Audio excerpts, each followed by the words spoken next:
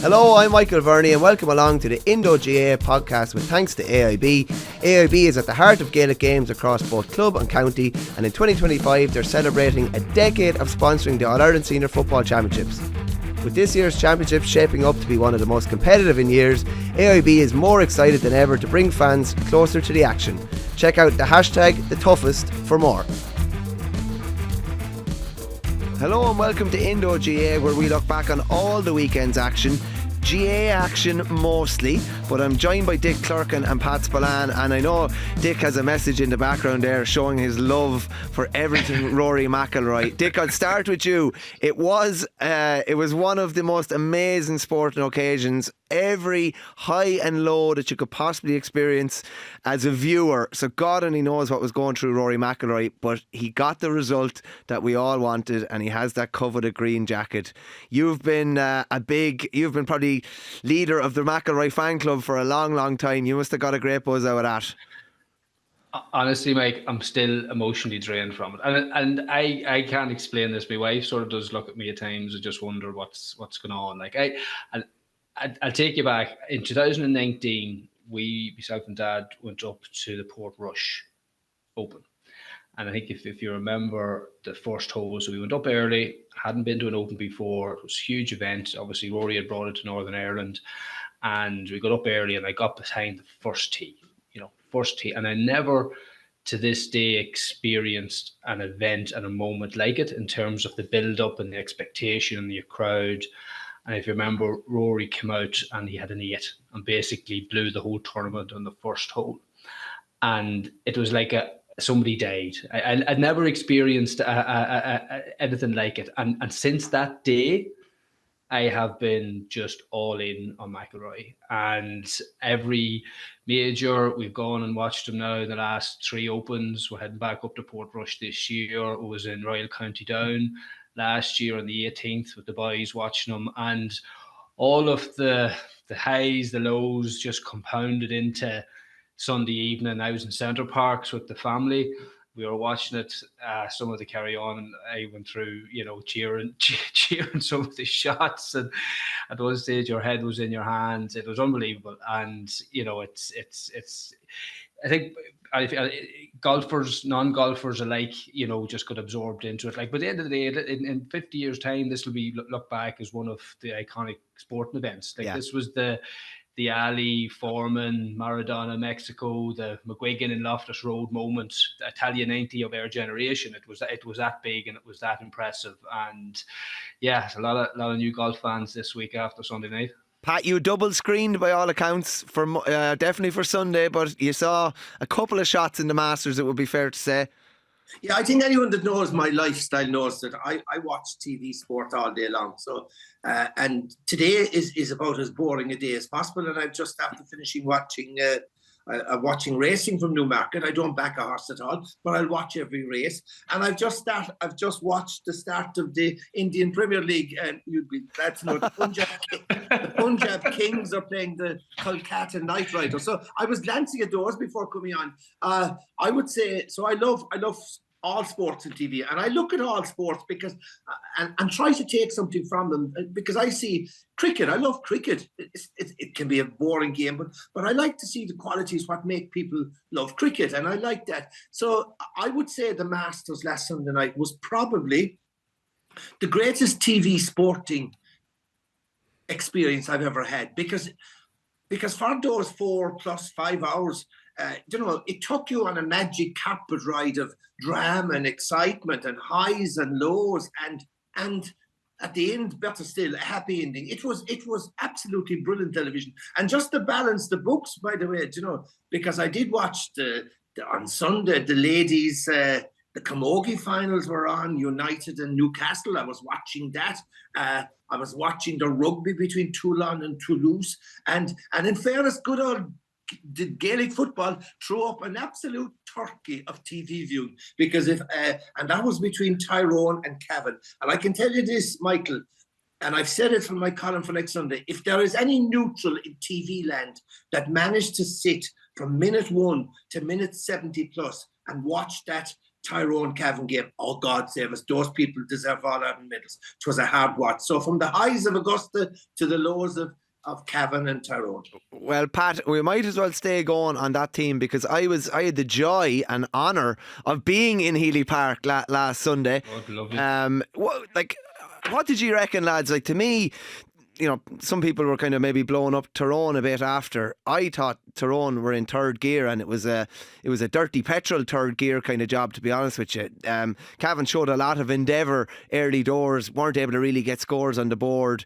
They made a bit of a fight of it thereafter, but it was not really a contest stick really for the large majority. Con Kilpatrick's goal kind of finished it off, whatever bit of a contest it was, but just I definitely would not have been in any way blown away by Tyrone. And they'll need to go up about 5 gears for Armagh.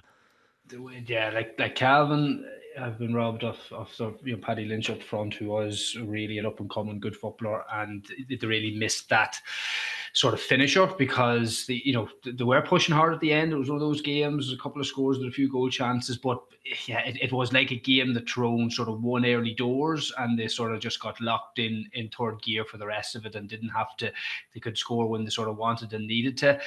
Dara Canavan wasn't playing, and very few other players sort of caught the eye. It was one of those games, no different than, say, Dublin v Wicklow, Armagh v Antrim. You're going into it a bit complacent at home. Yeah, they're not any further up the charts. They're not any further down after it. Cavan, I would have thought, that would have brought a wee bit more. Like, they finished strong, but they needed to be sort of getting their nose in front and competing, ball for ball. Because Cavan aren't a bad team. Like, Cavan are competitive. They've been decent in the league, and they pushed Tyrone last year hard in Breffni, if you remember. So I was expecting more from them, and they'd be very disappointed that they let it get away from them, which essentially that it done. So yeah, nothing. I don't think we learned a whole pile against Tyrone. It says they're not going to win All Ireland without a fire in Dara Canavan. That's sort of a given, because he's that sort of marquee player that sets them apart from being an average team almost to being a good or a contending team.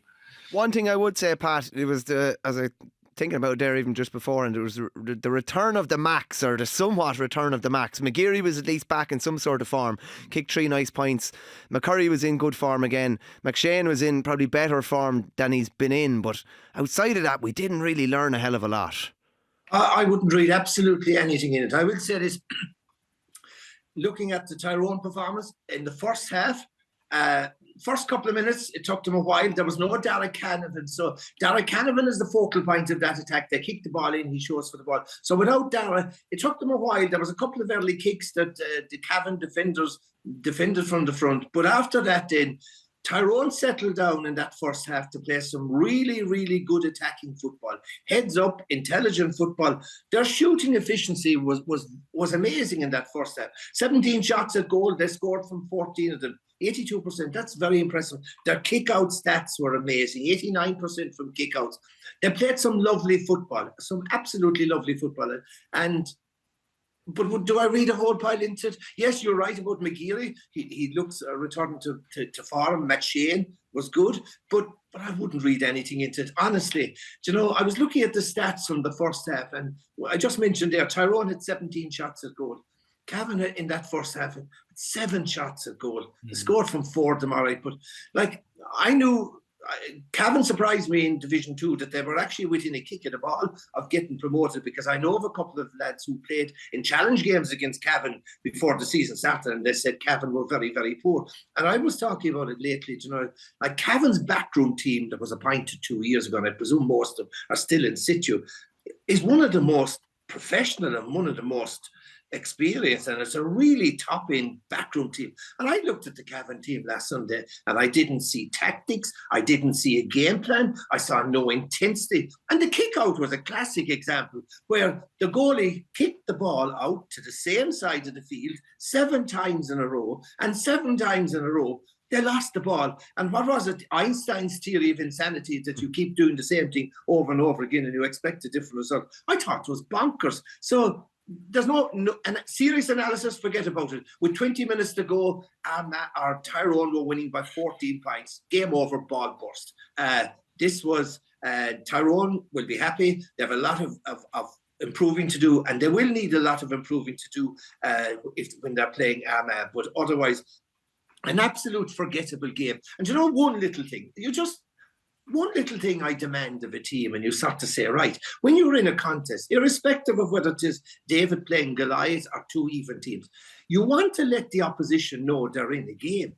And I see in recent times, and the Ulster Championship is no different, that there's no intensity, there's no physicality. Ulster Championship, and Dick will know, was always renowned for its physicality, its hard-hitting, in your face, get under the skin of the opposition. And I saw that in Corrigan Park on Saturday, where Antrim got under the skin of Armagh. They hit them, they physically, but geez, Cavan on Sunday, they just didn't lay a glove on Tyrone, not a glove. It was just an armchair ride for Tyrone's players from start to finish. And like I said, a forgettable game. And when the highlights reel is being done at the end of the year for the 2025 season, I can tell you this, there won't be 1 second of that game shown. Well, I don't think we'll spend another second on it either, to be honest. Just on the game in Corrigan Park that Pat mentioned there, Dick, like it was an occasion. Maybe it's the tighter venue, everything. But as Pat says there, Antrim brought plenty to the table here, and like this was a proper contest. It probably finished as we all thought it might finish, Dick, but they made a right go of it, in fairness. They did. And if you not to go back on the previous game that Pat very briefly, please, very briefly. If you contrast, like one of the reasons Cavan just got blown out, they didn't compete on kickouts. They just conceded the kickout, and that just sets a platform. Whereas the new rules do allow an underdog team to really aggressively compete and get possession in kickouts, because even, God knows, I played against a lot of midfielders that were better than me, standing up the side, and they were taller.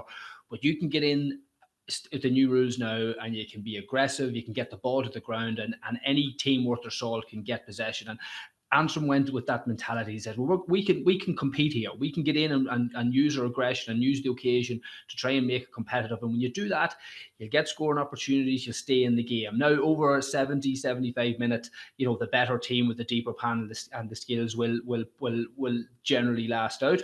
But it was great to see them, bring that game, to the final quarter and give the occasion that they fought for. They put their head, like if Antrim had turned up on Saturday afternoon after all the hullabaloo made and just rolled over, like, let's be honest, Cavan largely did against Tyrone, it would have been a very bad look for Antrim football. So they put their head on the block, Jerry McEntee, and they got a performance, which is all you can sort of ask for when you're the underdog, and it was great to see. Just on that, Pat, did we learn much about Armagh? Like, they obviously showed a fair bit of their strength in depth. In fairness, they were down plenty of frontline players.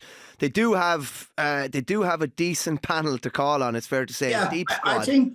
I think Kieran McGeeney will be happy with it, because he started with, I think, was there only 5 of last year's All-Ireland final team. Their second half performance was very, very impressive. 1 goal and 23 points in the second half. That's serious shooting. Their transition play, as we expect, was fast, was very, very quick. There's no doubt about it, as you just alluded to. They are building a panel. They're building a panel. I like the look of Thomas McCormack, young O'Neill at midfield, Oisin O'Neill that came on brilliant on the freeze. So yeah, I was impressed. I was impressed at stages with Armagh. I would look back at some of the transition play last week. Maybe it's because a lot of the transition play was through the hands, which I'm saying in the new rules, I'm looking for teams who transition like Kerry in the league final with a kicking game. There was a lot of transition. Most of their transition was through the hands. I also thought that killer instinct of going for goals wasn't there. Now, maybe that's because the opposition, they were never going to lose. But the amount of times they punched the ball over the bar where there was a possibility of going for a goal. And you're sort of saying the great teams go for the juggler. And if there's a chance of really destroying a team, they'll rattle 4 or 5 goals. So Armagh didn't do that, but no. Pat, do you think you should be still allowed to hand pass the ball over the bar? Well, No, I would agree with you. Yeah, look, and while we're on the rules, here the 3 of them that have to be got. The 2-point free is absolutely a joke. I don't agree with it. I think it needs to be abolished. 2-point free. The more I see, we've had 2 championship weekends so far. I think the 2-point free is not a proper reward. I think it's an unfair reward. It's a gimme. It's going back to something else. We talked about 2 weeks ago, I think I talked about dissent, the 50-metre penalty for dissent being harsh. I also think the 50-metre penalty for the fella being tackled after winning a kick-out mark is wrong, because what's happening in a lot of cases, is the fellow who wins the match runs into the nearest opposition player, cods the referee, and he suddenly, the ball is brought up 50 metres and there's a tap over free. Andrew Monaghan did it last week against Antrim. Got the ball, ran into the nearest Antrim fella. Barry Cassidy bought the free, moved it up 50 yards and does a tap over free. Now, in fairness, it happened in the Westmeath Kildare game and David Goff didn't bite. So that was number 2. But you know what's another interesting thing? So I don't agree with it. I still think when you see a 2-point reward for a free, particularly with the wind behind you, you start to say, that's a bit too handy. And only a 3-point reward for a goal, which is half there. I still think, I've always maintained, a goal should be worth 4 points. And then there was something that it only dawned on me the last day when somebody was saying in some commentary, the advantage rule now is at the discretion of the referee. And I've just been noticing over the 2 weekends that discretion of the referee is a very generalised definition. Some referees have about 5 seconds. Some referees go up to 20, 25 and 30 seconds. And I think there's a grey area there. And God forbid, wait till an All-Ireland final, that a referee gives a long advantage and the winning score in an All-Ireland final is decided in the 25th second of an advantage rule. So you're right, punch points, 2-point frees, don't agree with him.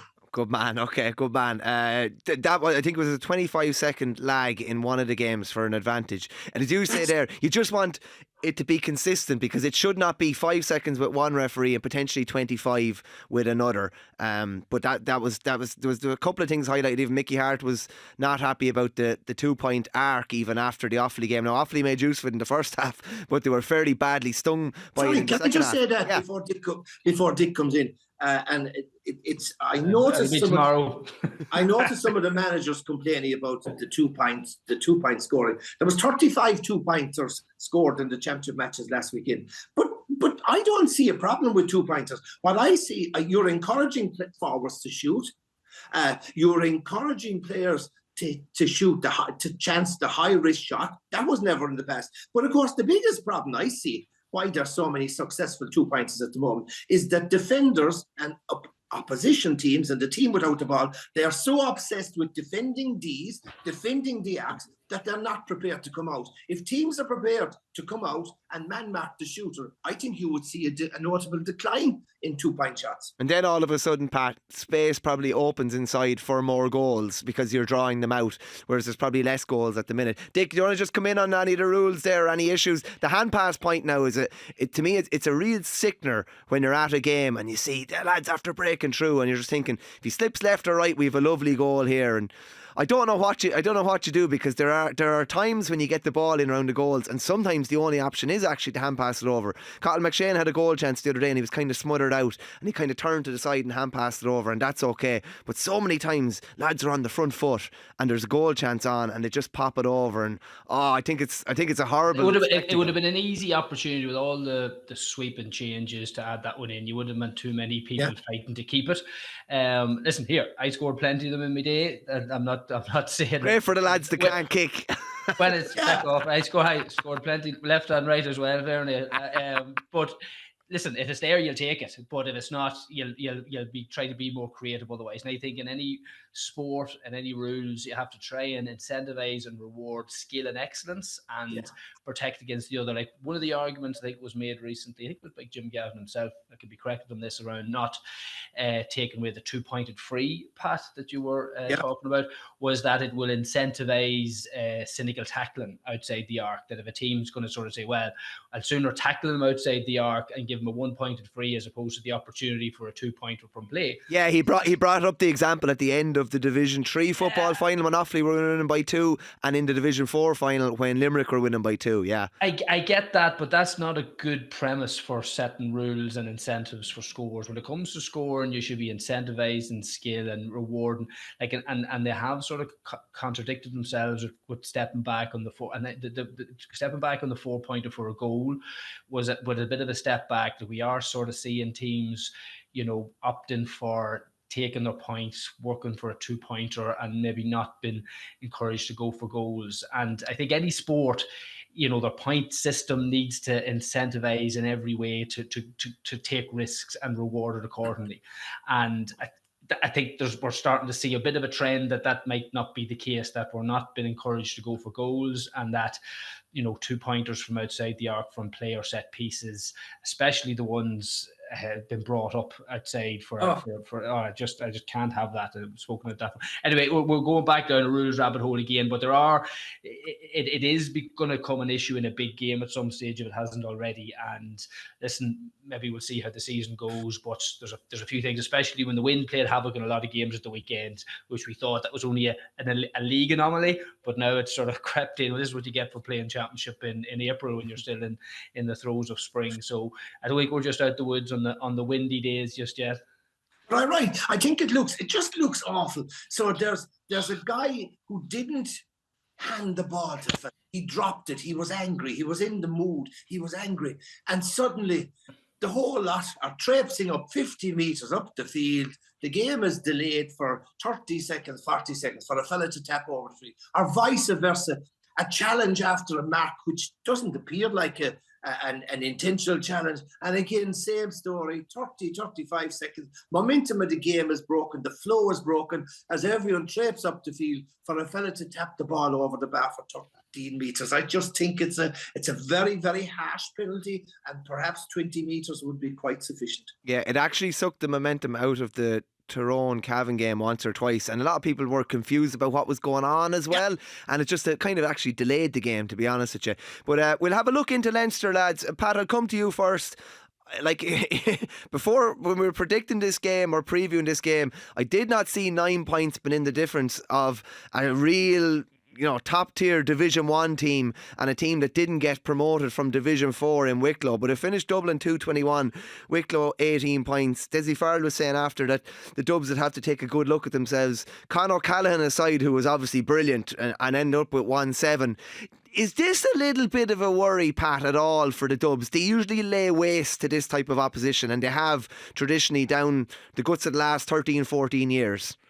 Well, what's very interesting, you can remember one of the big worries people were telling us about the new rules was that the minnows, the weaker counties, were going to get awful hammerings. And guess what has happened after 2 weekends so far? The games between the minnows and the strong counties have been very, very competitive for long spells. Yes, at the end of the day, the strength and conditioning and the fitness and the strong counties with the bigger panels, that makes the difference in the end. But for 50, 55 minutes of most games, teams have been very competitive. Antrim were very competitive. New York were very competitive. Sligo rattled Mayo. And again, last no different. Wicklow were very, very competitive. Wicklow were very competitive for long spells against Dublin. Would I worry a lot about it? I was surprised with the performance, but of course, whispered quietly. First of all, okay, there is not a big gap between the top counties and the minnows anymore. There is no top county there anymore because there is no invincible team like the Dublin 6 in a row team or whatever like that. The standard of the top counties has most definitely slipped. The standard in the weaker counties is improving. The gap is closing ever so slightly. But yes, I was disappointed with. You look at with Dublin's performance, they have just come back from a week's training in Portugal. You would have expected that they'd really been sharp. I look at their forward line and you say, geez, there's Niall Scully, there's Con, there's Kilkenny, there's Bugler. Pascal. And there's Pascal, there's Paddy Small. Gee, that's a scene. Brian Howard in midfield, Patrick Coffick Burton. And I was surprised that they were so poor and so flat. Again, 2-pointers. Like, I think, was it only 1 2-pointer from playing? That was an injury time from Con. It was certainly a very, very poor performance. But let's be realistic. This is a pale shadow of former great teams. Are we comparing them with the 6 in a row? If we are, it's unfair because these boys have slipped in standards. So a poor performance, but look, they never look like losing it. They never look like losing. Wicklow were brave and heroic, but they were still beaten by 11 points. And this is the ideal scenario for a manager. A win, a handy win, but a lot of things to work on. Dick, does it give Meath a bit of hope? It's gas because at half time Meath were in big trouble against Offaly, even having played against the Breeze in the first half, but they turned it around spectacularly. They were down 15-5 at half time, finished up 125-21, and probably the team that exploited the 2-pointer most. Robbie Brennan would have been dealing with a lot of questions afterwards about his backroom team, etc. He doesn't really have to deal with them now. He's just looking forward to the Dubs. Does this give them, a glimmer of hope, or more than a glimmer of hope, going into that semi-final? Potentially, to be honest, Mike, I've lost count of the amount of Dublin Meath games over the last decade that you've previewed, and you've tried to make a case for Meath putting it up to them, that there was something, Meath were showing something in the league and the run up or the previous games, where you're looking for some sort of dints in Dublin's armour. I think it's nothing to do with Meath, because Meath are, let's be honest, despite getting out of jail at the weekend, they're no better or worse than they have been over the last 10 years in terms of a team, and the results bear that out. I think, as I've consistently said this year, and it'll be no different as the season goes, Dublin can't turn up in third gear and expect to blow any team away anymore. Like, they used to win those games against Wicklow and the Meads. They're just so much talent, they couldn't but win it by, double-digit scores by half-time. They can't do that anymore. They're just not good enough players. And the rules then make it a wee bit more of an even playing field as well. They don't have Cluxton in goal as well. They didn't have it the weekend, and you show that again in terms of the efficiency and the accuracy of kickouts that they always give. So that brings them back into the pack. So Dublin turn up in third gear again. I think, is it Tullamore it's fixed for, Mike, your home country? That one's in Portlaoise, I think. Portlaoise. Yeah, so if they turn up same flat attitude, I don't expect them, because generally a team, you do get a bounce after a flat performance, and Farrell will look for that. So I'm expecting a better Dublin. Can Meath gain a bit of confidence and momentum that they've just struggled to get anything over the last number of months? That should be a good Meath dressing room and a good Meath training squad over the next couple of weeks. So if there's anything in Meath, they should be going down there with the bit between their teeth and have a cut at them, like all the other teams that we've talked about at the weekend did, and see how far it gets them. Will they beat them? I don't think so. I think there is a big gap between Meath and a good Dublin. I'm expecting a good Dublin, and on that basis, I can see a 10-point win for Dublin. But bring it down the straight. 10 points isn't a big lead anymore. Like, a lot of the games, we know ourselves watching it, when there's only sort of 6 or 7 points in, you're sort of saying now, that can be pulled in fairly quickly. So that's where they need to get them to the 60-minute mark with a single-digit difference between them, and see how far they get them, because I think Dublin are there to be beaten. That's the thing. But you got to get them to the last few minutes within touching distance, and are Meath good enough to do it? I don't think they are, but here I'd be happy to be proved wrong. Pat, switching tack completely, what's your knowledge of high rocks? Oh, jeez. It's hot and sexy, and if you're not doing high rocks at the moment, you're out of the loop. It's their latest trend. Like, in fairness, my wife's trying to get me into it, Mike. I'm resisting it all. But as somebody who was involved in sport all my life, as somebody who spent 30 plus years as a PE teacher, yes, I anything that involves people getting interested in their fitness and their health and involved in sport, absolutely brilliant. But do you know the way things are going now?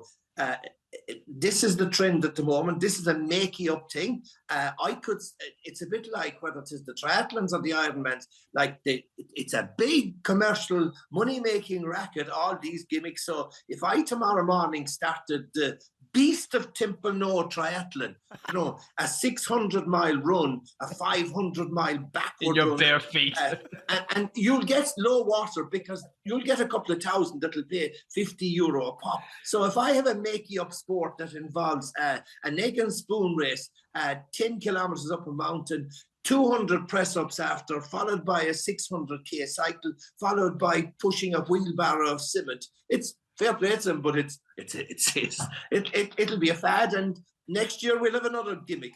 Pat, I tell you something. You've crushed Mike. He's on it. He's drank the Kool-Aid. You've just crushed him. No, not at all. But the Beast of Temple sounds like great crack, to be fair.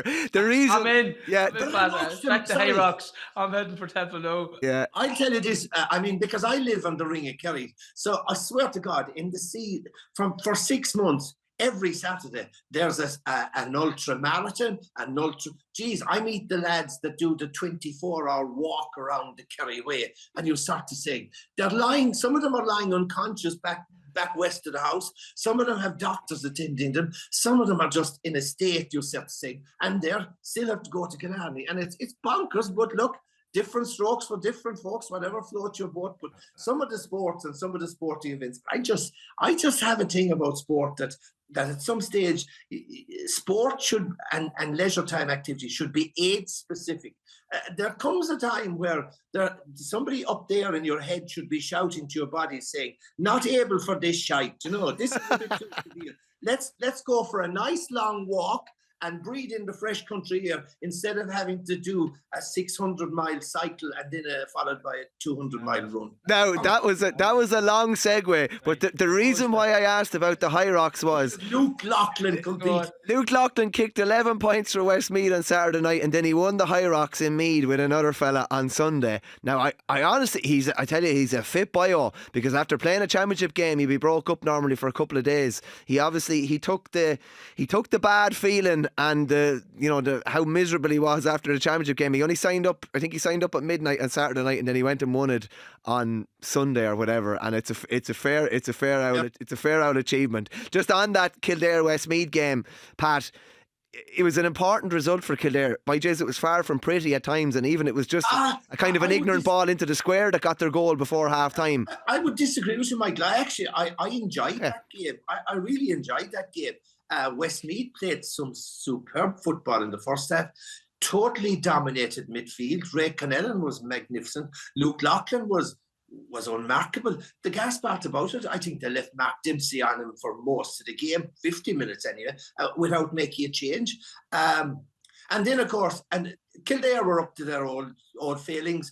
They had a forward line with no penetration. They were just doing, it was like ringer, Rosie, round and round the circle, past the parcel, no penetration, no nothing. And then in the 36th minute, just after half time, Ray Connellan got injured, went off, and Kevin Feely then proceeded to give an exhibition of centre field play and high fielding in the second half. Kildare in the second half played with more high tempo. They went direct far more. And, we normally slag off Kildare about no spirit and no attitude. There were 4 points down with 25 minutes to go, and they outscored Westmeath 1-5 to 2 points in the last. So there was a lot. I enjoyed the game anyway. That was the bottom line. I really enjoyed the game. And you know what, Dick? It's an important win for them, because they were on home side. It was the first championship game in Newbridge, Leinster championship game in Newbridge for some time, and it was important to get a win. And now they have a shot at Louth, who beat them obviously in last year's semi-final, and it's also got massive Tailteann Cup ramifications as well, because the loser goes into the Tailteann Cup and the winner goes into the All-Ireland stages. So it was a big win, Dick, for Kildare. Massively. I was in Central Parks the weekend and I watched that. My brother-in-law through marriage is actually Joe Fallon, if you remember. He would have played with Westmeath. Oh, lovely player. Yeah. In Paddy's time, and we were watching it together through the phone, and we the golf on the big screen, and he's an Athlone man, Joe, and he was big fan of Ray Connellan, and he was very gutted when he went off, and as Pat said, was a huge loss to Westmeath down the home straight, because like any sort of middle-ranked team, you need your best players on your big days, and you can just sort of see that cost them. So listen, Westmeath have been desperately unlucky. There's no point in saying otherwise. Like, they competed really well in Division 2, and they competed really well for long parts on Saturday night. At the same time, I think with the week that preceded, and with all the sort of memories around Micco and Kildare football, you wonder, did Kildare get a bit of energy from that and sort of say, you know what, lads, we're better than what we have been. And we sort of, there was a time in our recent history that we brought teams here and we played with a bit of pride and played a big, and they got a wee bit of that. And it was good to see. I fondness for Kildare. I've done a lot of work around it, and I know a lot of good people in Kildare football. So they need that. They need that lift. They're a county like me that has the resources and a bit of a tradition there to compete and make Leinster competitive again. So it'll make it for a great semi-final, and whoever comes out of that to potentially face Dublin will make for a good final. So I think unlucky Westmeath, I think they just didn't have enough in the tank to get over the line. But listen, a shot in the arm for Kildare isn't a bad thing either. Pat, from a Louth point of view, they've had plenty of injuries throughout Division 2, managed to maintain their status. Plenty of injuries coming into that game against Laois at the weekend. They managed to get Craig Lennon, Tommy Dern and Conor Grimes back on the pitch. Sam Mulroy maybe has a shot at appearing in that semi-final against Kildare in Tullamore. But they're kind of like, they've progressed a lot to be able to win games like that, because they wouldn't have probably won games like that a few years ago. Ryan Burns has stepped up. Other faces seem to step up in the absence of some of their bigger names. Just shaking there. Is Dick an ambassador for Centre Park? He's got 2 plugs into them so far. If he gets another well, I'll tell you something. Shares you wanted it, Pat. About you left behind. I'll tell you something, Pat. He's an ongoing battle with John Milan, because he mentions it 5 or 6 times anytime he's on the show. If he gets a third plug in, he's going to have a big discount for the next week. I was in Tyrone for the weekend. Sadly, I can't afford to go to those luxurious Midland venues. But Louth, Louth. Last year under Ger Brennan, built on the progress they made under Mickey Hart.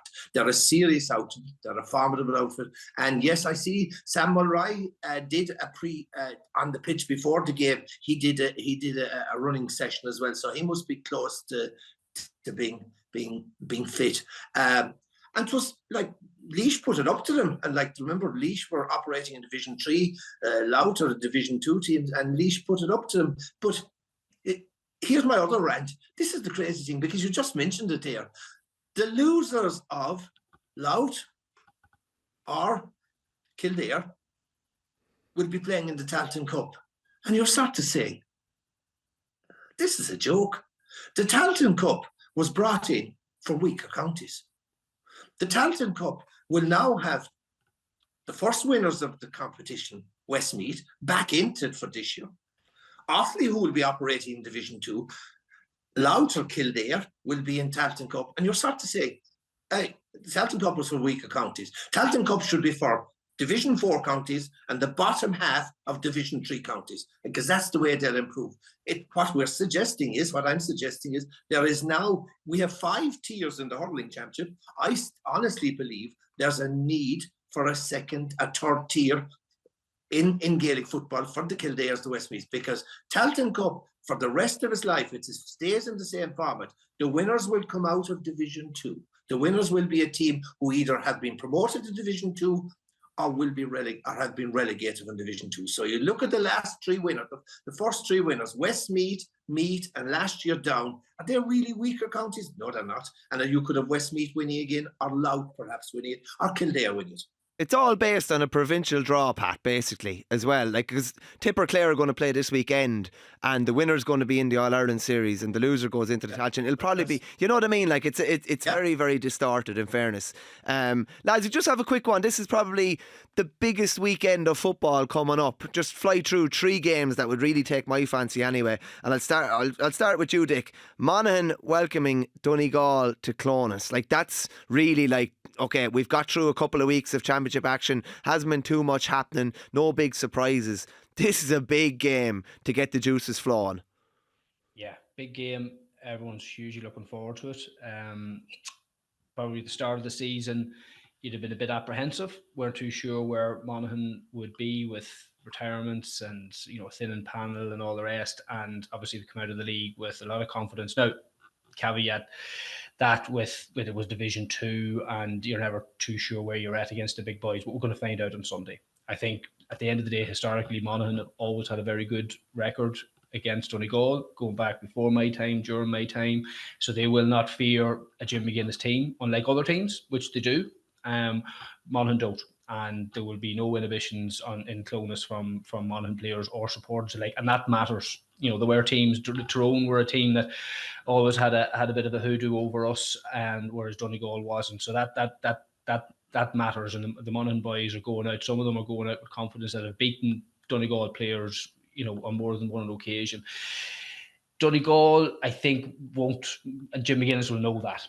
And he will be coming with his best foot forward. It'll not be like Dublin going down to Wicklow or Armagh going up to Cork Park. They'll be going down to Clonus fully prepped with his best foot forward. He'll not be resting any players.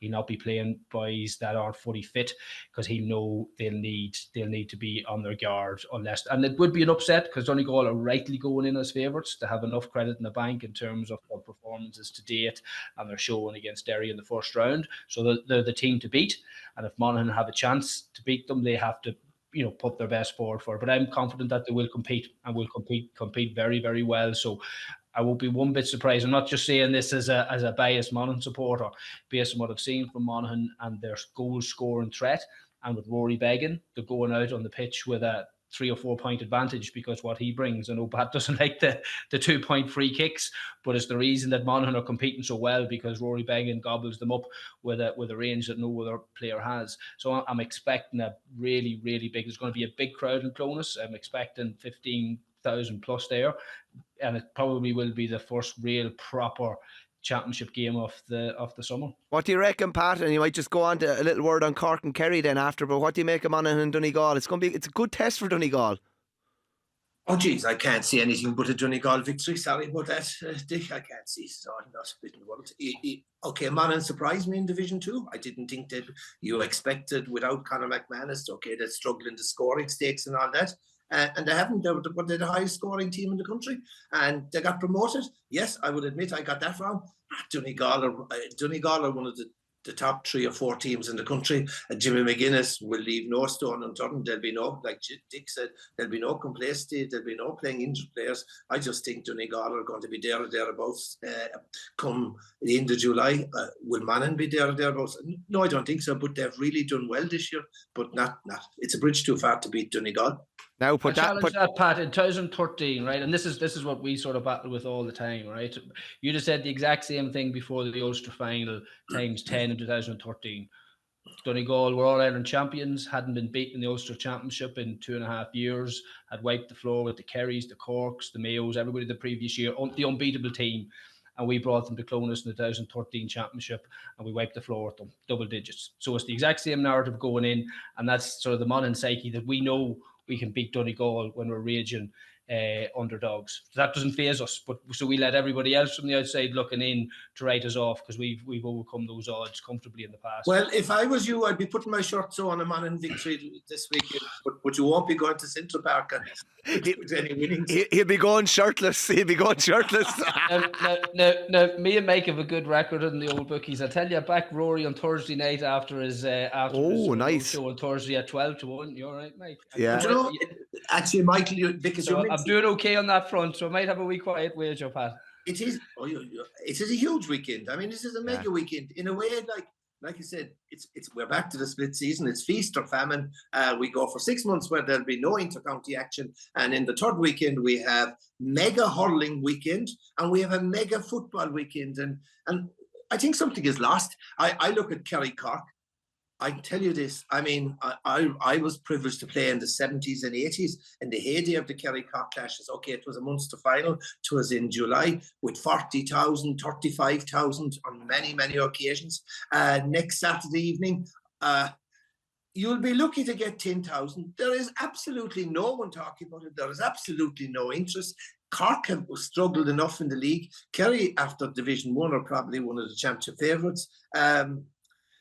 I can't see anything but a Kerry victory, but we won't learn anything for another couple of weeks. But it's a shame, you know. I've always made this right. If the split season is in, I've made this suggestion several times. If you really want to maximise exposure to GAA, particularly high-profile games, yes, you can have a split season, but why not split the intercounty football and hurling season and have the 1 year the intercounty football season the first 6 months, and the second year the intercounty season the second 6 months, and switch with the hurling, and vice versa, so that we have a captive audience for the whole year?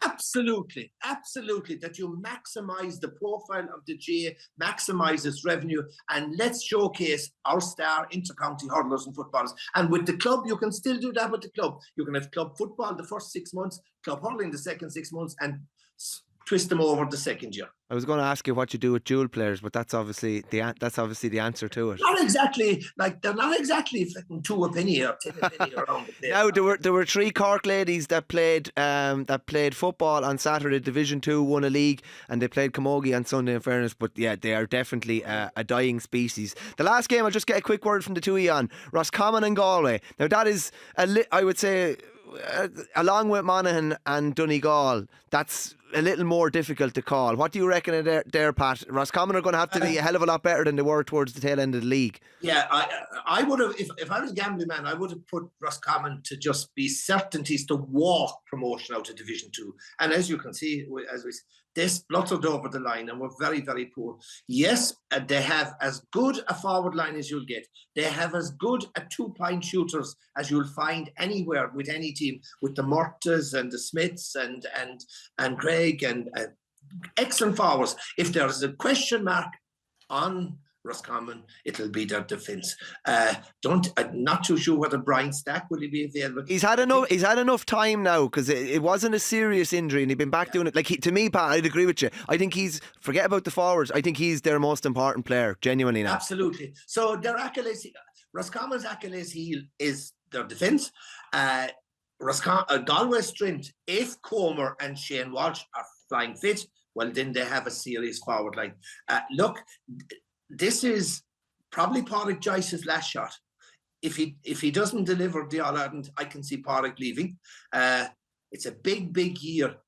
When it comes to Galway, Roscommon, Galway Mayo, Forum tends to go out the window. It's on the day. But even though I thought Galway have been disappointing in the last couple of matches I watched, particularly without Shane Walsh, that forward line is not the blue chip forward line you'd expect. But I think under the new rules, Galway are one of those teams like Donegal, probably like Kerry. They have the athleticism, they have the physicality, and they have the shooters from outside.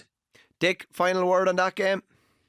Yeah, I think I was disappointed with Roscommon in the league final against Monaghan. I thought the pace of the Monaghan attack cut through them. I think Galway bring a different proposition. They're a bit of a bigger team, not just necessarily as nippy or as agile. I think Roscommon have always competed quite well with that and won't fear the Galway attack. I think